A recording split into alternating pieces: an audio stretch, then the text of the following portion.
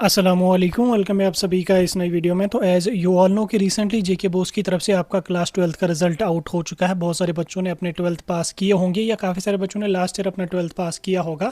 तो ये वीडियो आप सभी बच्चों के लिए बहुत ही ज़्यादा इंपॉर्टेंट है। इस वीडियो में मैं आपके साथ एक ऐसी स्कॉलरशिप स्कीम के बारे में बात करने वाला हूँ जिस स्कॉलरशिप स्कीम के अंडर आपके बहुत सारे अंडर ग्रेजुएट के कोर्सेज फ्री ऑफ कॉस्ट करवाए जाते हैं। ये बहुत अच्छी स्कॉलरशिप स्कीम है जम्मू कश्मीर के और लद्दाख के जितने भी हमारे बच्चे 12th पास हैं उन सभी के लिए। तो इसलिए इस वीडियो को पूरा एंड तक देख लेना। अगर आप एज अ पेरेंट या एज अ स्टूडेंट इसको देख रहे हैं तो पूरा एंड तक देख लेना। और आपकी फैमिली में कोई 12th पास है तो अच्छी बात है, नहीं है तो किसी हमसा मतलब आपका हमसा या कोई भी रिलेटिव होगा जिसका 12th पास हुआ है उस तक इस वीडियो को ज़रूर पहुंचाना है। इस वीडियो में मैं आपके साथ इस स्कीम के बारे में डिटेल में बात करूंगा। आप इस वीडियो को एंड तक देख लेना, चैनल को भी सब्सक्राइब कर देना, व्हाट्सएप और टेलीग्राम ग्रुप ज्वाइन कर लेना, लिंक आपको डिस्क्रिप्शन में मिल जाएगी। तो चलिए वीडियो को शुरू कर ले। तो देख लेते हैं यहाँ पे PMSSS स्कॉलरशिप स्कीम के बारे में। आपको बता दूं कि हमारा व्हाट्सएप ग्रुप और टेलीग्राम ज्वाइन करके जरूर रख लेना, क्योंकि वहाँ पे आपके एडमिशन्स और स्कॉलरशिप्स के अपडेट्स टाइम टू टाइम हम देते रहते हैं। तो चलो हम स्टार्ट कर ले। तो देख लेते हैं यहाँ पे इस स्कॉलरशिप स्कीम के बारे में। तो इस स्कॉलरशिप स्कीम की अगर हम बात करें, इसको हम PMSSS या PMUSP के नाम से जानते हैं। PMUSP को हो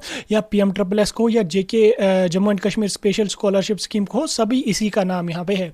इस स्कीम की अगर हम बात करें, इस स्कीम को सेंट्रल गवर्नमेंट ऑफ इंडिया की तरफ से 2010 से पूरे जम्मू कश्मीर और लद्दाख के बच्चों के लिए यहाँ पे रखी गई। आप सभी जानते हैं कि आज से कुछ साल पहले जम्मू कश्मीर की सिचुएशन बहुत ज़्यादा ख़राब थी, कॉलेजेस लगातार बंद थे।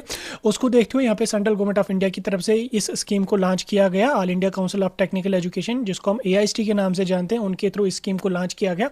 इसमें बोला गया कि हम जितने भी 12th पास बच्चे हैं जो मिडिल क्लास फैमिली से बिलोंग करते हैं, हम हर साल 5000 बच्चों को सिलेक्ट करेंगे और उनको जम्मू कश्मीर के बाहर अच्छे अच्छे मेडिकल कॉलेज, अच्छे अच्छे बाकी यूनिवर्सिटीज़ में उनको medical, non medical, arts, commerce के कोर्सेज करवाएंगे, ताकि बच्चों की जो फैमिली है जिनको मतलब फाइनेंशियल उतनी कंडीशन सही नहीं है, उनको फाइनेंशियल जो बर्डन है वो उनके पेरेंट्स पे ना पड़े। और जो दूसरी साइड से कॉलेजेस वगैरह रेगुलरली बंद रहते हैं तो उसको देखते हुए यहाँ पे इस स्कीम को लॉन्च किया गया। बहरहाल ये तो आपको पता ही होगा, हम आगे चलेंगे इसको हम देखेंगे। देखो मैंने अभी आपको बोला इस स्कीम के अंडर हर साल 5000 बच्चों को सिलेक्ट किया जाता है।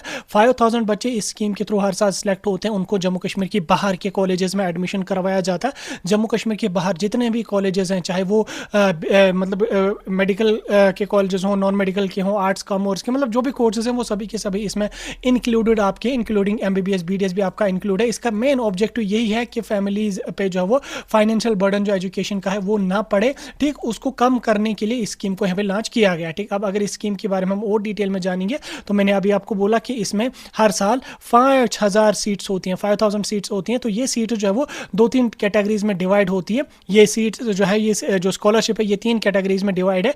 पहला यहाँ पे जनरल कैटेगरी। जनरल कैटेगरी की अगर हम बात करें तो इसमें हमारे पास जो है वो simple BA BSc BCom honours वगैरह के जो कोर्स हैं वो सभी के सभी जनरल डिग्रीज में आते हैं। तो इसमें 2070 सीट्स हर साल यहाँ पे होती हैं। अब इसमें जो है वो स्कॉलरशिप को हम आगे देखेंगे, लेकिन उससे पहले दूसरी कैटेगरी आप देख लो। दूसरी जो कैटेगरी है वो है प्रोफेशनल कोर्सेज की अगर हम बात करें तो इसमें आपका इंजीनियरिंग आएगा। इंजीनियरिंग की जितनी भी ब्रांचेस हैं, चाहे कंप्यूटर साइंस हो, चाहे सिविल हो, मैकेनिकल हो, जो भी ब्रांच है इंजीनियरिंग की, वो सभी के सभी आपका इसमें इंक्लूडेड रहेगी। उसके बाद BSc नर्सिंग आपका रहेगा, B फार्मेसी आपकी रहेगी, बैचलर ऑफ आर्किटेक्चर आपका रहेगा, hotel management and catering technology जिसको हम HMCT के नाम से जानते हैं, BA LLB आपका रहेगा। तो ये सभी के सभी आपके जो है ये आपको प्रोफेशनल में आ जाएंगे। तो इसमें हमारे पास 2830 सीट्स यहाँ पे होती हैं। अपार्ट फ्रॉम दैट आपके लिए कुछ मेडिकल कोर्सेज भी हैं जिसमें आपका MBBS रहेगा, BDS रहेगा, BAMS रहेगा, BUMS, BHMS, ये सभी आपके मेडिकल में आ जाएंगे। तो इसमें आपके पास टोटल 100 सीट्स यहाँ पे। इसके अलावा आपका यहाँ पे इसमें एग्रीकल्चर की भी कुछ सीट्स हैं, इसमें आपकी BVSC की भी 4-5 सीट्स हैं और इसमें पैरामेडिकल की भी कुछ सीट्स यहाँ पे आपको देखने को मिलेंगी। लास्ट ईयर उन सीट्स को ऐड किया गया था, पैरामेडिकल की कुछ ही सीट्स को ऐड किया गया था। हालांकि BVSC इसमें हर साल होता है, 5-6 सीट्स BVSC के लिए होते हैं और 8-10 सीट्स आपकी एग्रीकल्चर की भी यहाँ पे होती हैं। तो 5000 सीट्स टोटल हमारी होगी। अब स्कॉलरशिप के डिसबर्समेंट की अगर मैं बात करूँ तो स्कॉलरशिप आपका 2 कैटेगरीज में यहाँ पे डिवाइड होता है। पहला यहाँ पे आपका एकेडमिक के लिए होता है और दूसरा आपका यहाँ पे मेंटेनेंस के लिए होता है। ठीक, दोनों के लिए आपका अमाउंट अलग अलग रहता है। इसमें अगर मैं एकेडमिक्स की बात करूँ तो एकेडमिक्स में जो जनरल डिग्री में बच्चे सिलेक्ट हो जाएंगे उनको 30,000 यहाँ पे दिए जाते हैं। 30,000 की अगर मैं बात करूँ, ये 30,000 उनके कॉलेजेस की फी होती है, डायरेक्टली कॉलेज में आ जाएगा। हालांकि जनरल डिग्रीज में 30,000 तक की फी होती है, एक्स्ट्रा नहीं होती है। ठीक है, एक्स्ट्रा होगी तो आपको देनी नहीं पड़ेगी। तो 30,000 तक आपका यहाँ पे जनरल डिग्री में आपका यहाँ पे स्कॉलरशिप फराहम किया जाता है, जो डायरेक्टली आपके कॉलेज में आ जाएगा, आपका उसके साथ कोई लेना देना नहीं है। ठीक, अपार्ट फ्रॉम दैट आपको अपने अकाउंट में 1 लाख पर ईयर आ जाएंगे। ये 1 लाख आपका मेंटेनेंस के लिए होगा, जिसमें आपका हॉस्टल मैस आने जाने का बुक्स वगैरह का खर्चा इंक्लूडेड रहेगा। उसके अलावा अगर मैं प्रोफेशनल की बात करूँ तो प्रोफेशनल में जो सभी कोर्सेज मैंने आपको अभी समझाए कौन कौन से, नर्सिंग है, फार्मेसी है, इंजीनियरिंग है, आर्किटेक्चर है, HMCT है, BLLB है, तो इसमें आपको एकेडमिक यानी कि कॉलेज की फ़ी 1,25,000 तक दी जाएगी, ठीक, जो आपके डायरेक्टली कॉलेज में आ जाएंगे। उसके अलावा आपका 1,00,000 अपना खाने पीने का खर्चा यहाँ पे मिलेगा आपको। उसके अलावा अगर मैं MBBS की कोर्सेज की बात करूँ, BDS, BMS, BUMS, BHMS की बात करूँ, तो इसमें कॉलेज की फ़ी आपको 3,00,000 डायरेक्टली कॉलेज को दी जाएगी। एक्स्ट्रा कुछ होगी तो वो आपको पे करनी पड़ेगी। आपको मैं बता दूं कि MBBS में फी बहुत ज़्यादा है, आपको पे करना पड़ेगा, लेकिन BDS वगैरह में जो वो 3,00,000 में ही यहाँ पे मैनेज हो जाता। तो इन 3,00,000 के अलावा आपका 1,00,000 यहाँ पे खाने पीने और मेस का खर्चा यहाँ पे आपको सेपरेटली आपके अपने अकाउंट में यहाँ पे दिया जाएगा। तो इस तरीके से आपका यहाँ पे इसमें अमाउंट डिवाइड हो जाता है।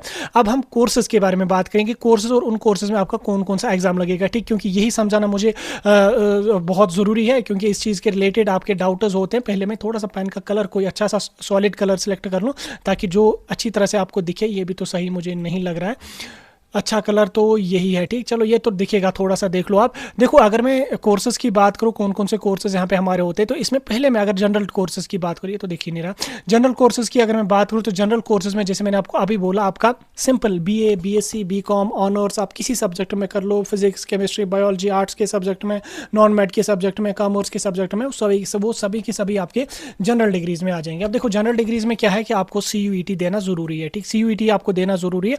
उसके बाद CUET आपका क्वालिफाइंग नेचर का रहेगा, 12th के मार्क्स के बेस पे आपका यहाँ पे इसमें सिलेक्शन यहाँ पे हो जाएगी। उसके अलावा अगर मैं प्रोफेशनल कोर्सेज की बात करूँ तो प्रोफेशनल में हमारे पास है इंजीनियरिंग, ठीक, इंजीनियरिंग की अगर मैं बात करूँ तो इंजीनियरिंग में BTech की किसी भी ब्रांच में अगर आप एडमिशन कर लोगे तो आपको कोई भी एग्जाम देने की जरूरत नहीं है, ठीक, आपको सिंपली 12th के मार्क्स के बेस पे यहाँ पे इसमें सिलेक्शन हो जाएगी, ठीक। BTech में कोई एग्जाम आपको रिक्वायर्ड नहीं है, ठीक, ये चीज़ आप यहाँ पे याद रखना, ठीक, BTech में कोई एग्जाम आपका रिक्वायर्ड नहीं है। BTech के बाद अगर मैं नेक्स्ट की बात करूँ तो सॉरी BTech तो हो गया, BTech के बाद नेक्स्ट हमारे पास है BSc नर्सिंग, ठीक, तो BSc नर्सिंग की अगर मैं बात करूं तो BSc नर्सिंग के लिए आपको JK BOP BSc नर्सिंग का एग्जाम देना पड़ेगा, ठीक, JK BOP BSc नर्सिंग का एग्जाम देना पड़ेगा या नीट देना पड़ेगा, दो में से एक एग्जाम आपको देना पड़ेगा। लेकिन मैं बच्चों को बता दूं कि आप नीट का भी दे देना और JK BOP का भी दे देना। JK BOP या नीट दो में से एक एग्जाम होना चाहिए, क्वालिफाइंग नेचर का ही होना चाहिए, सिलेक्शन 12th के मार्क्स के बेस पे होगी, लेकिन आप कोशिश करना दोनों एग्जाम्स को देने की, ठीक। बी फार्मा की अगर मैं बात करूँ तो बी फार्मा में आपका कोई भी एग्जाम रिक्वायर्ड नहीं है, ठीक, बी फार्मा में सिंपली 12th के मार्क्स के बेस पे लगेगा, कोई नीट कुछ भी देने की जरूरत नहीं है, JK BOP इसमें देने की आपको जरूरत नहीं है, ठीक। आर्किटेक्चर की अगर मैं बात करूँ, बी आर्क जिसको हम कहते हैं, बी आर्किटेक्चर की अगर मैं बात करूँ तो इसमें आपको नाटा का एक एंट्रेंस होता है, जो सेंट्रल लेवल पर आपका एक एग्जाम होता है, तो आपको नाटा का एग्जाम क्वालिफाई करना पड़ेगा, ठीक, तो नाटा का एग्जाम आप क्वालिफाई करेंगे, क्वालिफाई करने के बाद आपका मेरिट बनेगा 12th के मार्क्स के बेस पे, ठीक। HMCT की अगर मैं बात करूँ, hotel management and catering technology, इसमें आपका कोई भी एग्जाम देना नहीं है, 12th के मार्क्स के बेस पे सिलेक्शन हो जाएगी। BLLB की अगर मैं बात करूँ तो इसमें आपका क्लैट का एक एग्जाम होता है, CLAT आपका एक एग्जाम होता है, सेंट्रल लेवल का एक एग्जाम होता है नेशनल लॉ कॉलेजेस के लिए, तो आपको क्लैट का एग्जाम क्वालिफाई करना पड़ेगा, ठीक, क्लैट एग्जाम आप क्वालिफाई करेंगे, आफ्टर दैट आप यहाँ पे BLLB के लिए एलिजिबल रहेंगे, ठीक, सिलेक्शन आपकी 12th के मार्क्स के बेस पे होगी, ठीक। उसके बाद अगर मैं मेडिकल कोर्सेज की बात करूँ जिसमें MBBS, BDS, BAMS, BUMS, BHMS वगैरह सभी है, इसमें आपको नीट देना पड़ेगा, ठीक, नीट आपका क्वालिफाई होना चाहिए। उसके बाद मेरिट आपका 12th के मार्क्स के बेस पे बनेगा, ठीक। याद रखना MBBS में अराउंड 60-70 लाख अगर फी है तो आपको सिर्फ यही 3 लाख पर ईयर का दिया जाएगा, बाकी आपको पे खुद करना पड़ेगा। लेकिन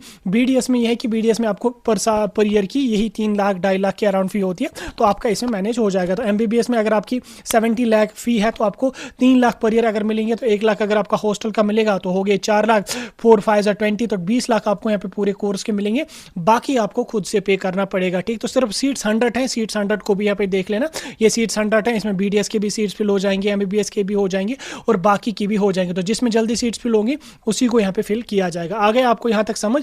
अब हम कुछ और चीज़ों को यहाँ पे देखने की कोशिश करेंगे, लाइक एलिजिबिलिटी को देखने की कोशिश करेंगे।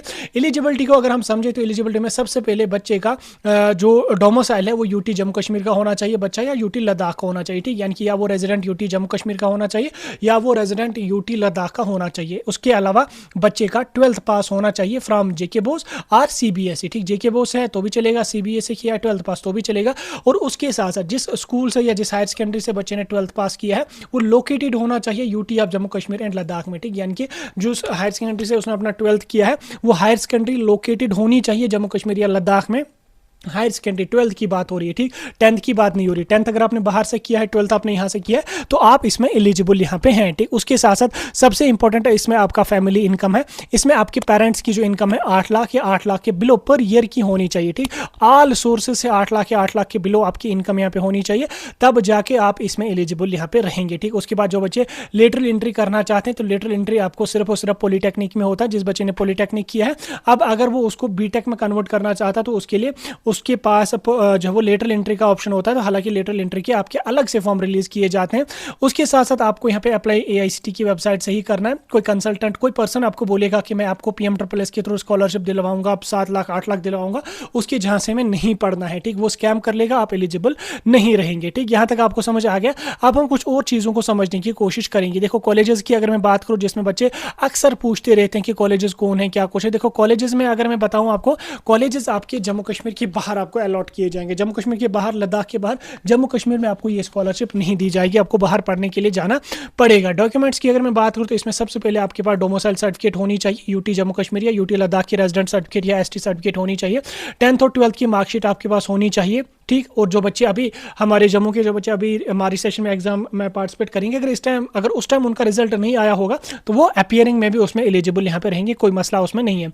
और जो बच्चे हमारे पॉलीटेक्निक वाले हैं, जिनको लेटरल एंट्री करनी है, उनके पास पॉलीटेक्निक का डिप्लोमा होना चाहिए। अगर आपने सिंपली 12th किया है, तो आपको पॉलीटेक्निक वगैरह रिक्वायर्ड नहीं है, ठीक। पॉलीटेक्निक का डिप्लोमा उन बच्चों के लिए जिन्होंने पॉलीटेक्निक का डिप्लोमा किया हुआ है, ठीक। उसके साथ साथ जो लद्दाख के बच्चे होंगे, उनके पास इनकम सर्टिफिकेट भी होनी चाहिए, और जम्मू कश्मीर के जो बच्चे हैं, उनके पास भी इनकम सर्टिफिकेट होनी चाहिए। यानी कि ओवरऑल इनकम सर्टिफिकेट आपकी इसमें मैंडेटरी, और तहसील वाली इनकम सर्टिफिकेट आपके पास होनी चाहिए, वो गेजेटेड ऑफिसर वाली इनकम नहीं लगेगी, ठीक। उसके साथ साथ अगर आप किसी रिजर्वेड कैटेगरी से बिलोंग करते हैं, एससी एसटी ईडब्ल्यूएस आरबीए वगैरह, तो आपके पास ये वाली कैटेगरी भी होनी चाहिए। अगर है तो फायदा मिलेगा, ठीक। पीडब्ल्यूडी वाले जो बच्चे हैं, उनके पास पीडब्ल्यूडी की भी सर्टिफिकेट होनी चाहिए। तो यही डॉक्यूमेंट्स आपको लगेंगे, इसके अलावा कोई डॉक्यूमेंट नहीं लगेगा। रिजर्वेशन की अगर मैं बात करूँ, तो एससी में 8%, एसटी में 10%, उसके बाद यहाँ पे एससी बीसी में आपके 22%, जिसमें आपकी जो वो फिर अलग अलग कैटेगरीज में आरबीए में 10% है, और उसके बाद ईडब्ल्यूएस में 10% है। अब यहाँ पे पहाड़ी स्पीकिंग आप देख रहे होंगे, ये पहाड़ी स्पीकिंग नहीं है, आपकी ST2 है, ST2 में भी 10% है। यानी कि ओवरऑल जो रिजर्वेशन हमारी जम्मू कश्मीर की पॉलिसी है, वो आपको यहाँ पे इंप्लीमेंट देखने को मिलेंगे। इसके फॉर्म्स की अगर मैं बात करूँ, देखो इसके फॉर्म्स आपके लगभग अप्रैल लास्ट तक आपके रिलीज़ किए जाएंगे। 20-25 अप्रैल से पहले आपके जो है वो इसके एप्लीकेशन फॉर्म्स आपको रिलीज़ किए जाएंगे। आफ्टर दैट रजिस्ट्रेशन का प्रोसेस चलेगा, बाकी चीज़ें चलेंगी, तो ये सारा चीज़ फिर जो है 3-4 महीने में कंप्लीट आपका हो जाता है, ठीक है। इस तरीके से आपका PMSSS स्कॉलरशिप स्कीम रहने वाली है, जिसके बारे में मैंने आपके साथ डिटेल में बात करने की कोशिश करी। जहाँ तक मुझे लगा मैंने सारे डाउट्स क्लियर करे। अगर स्टिल कोई डाउट है, पूछो कमेंट्स में, हम उसको अलग से एक वीडियो में अपलोड करके आपके डाउट्स डिस्कस करेंगे। नहीं तो अगर आप चाहो तो आप मुझे टेलीग्राम पे मैसेज कर सकते हैं, इंस्टाग्राम पे मैसेज कर सकते हैं, या व्हाट्सएप ग्रुप ज्वाइन करके वहां पे मुझे मैसेज कर सकते हैं। इंस्टा पे मैसेज कर लेना अगर कोई डाउट होगा, लिंक आपको डिस्क्रिप्शन में मिलेगी, या इंस्टाग्राम पे जाके सजाद स्पीक सर्च कर लेना। इस वीडियो को अपने सभी दोस्तों तक शेयर कर लेना। कोई डाउट होगा मुझे कमेंट्स में पूछ सकते हैं।